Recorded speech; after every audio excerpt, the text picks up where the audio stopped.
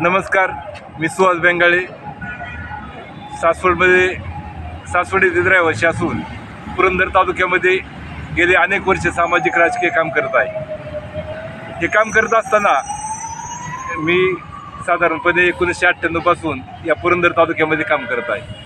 तर हे काम करत असताना शाहू फुले आंबेडकरांची विचारधारा घेऊन या पुरंदर तालुक्याला एक वेगळी अशी पार्श्वभूमी आहे.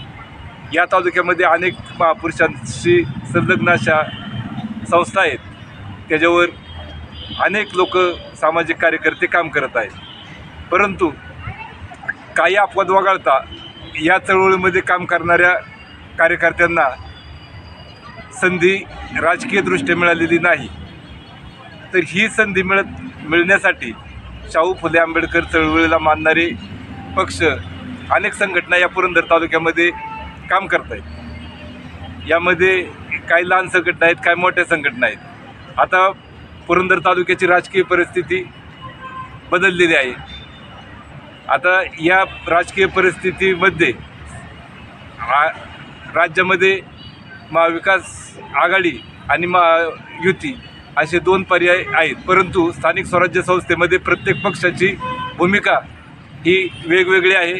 यामध्ये जो स्थानिक कार्यकर्ते असतील, पदाधिकारी असतील, यांच्याशी विचारविनिमय करून शाहू फुले आंबेडकर सारख्या चळवळीमध्ये काम करणारे अनेक कार्यकर्ते आहेत. यांच्याशी विचारविनिमय करून जो स्थानिक पक्ष आहे की जो काही कार्यकर्त्यांना संधी देईल, त्या संधीसाठी त्या लोकांना आपण विचारविनिमय करून योग्य तो पाठिंबा देऊ.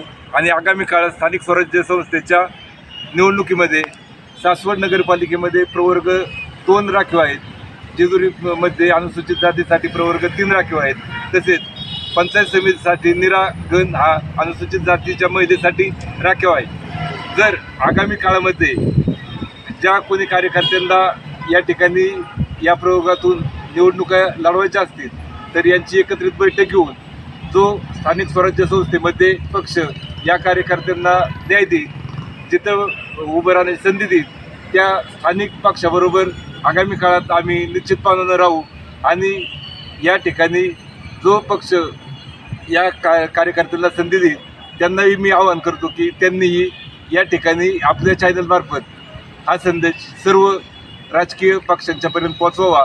आणि जो पक्ष शाहू फुले आंबेडकरांच्या चळवळीला काम करणाऱ्या कार्यकर्त्याला संधी देईल अशांना या ठिकाणी संधी द्यावी अशी मी आपणाला चॅनलमार्फत आवाहन करतो. जय भीम, जय भारत.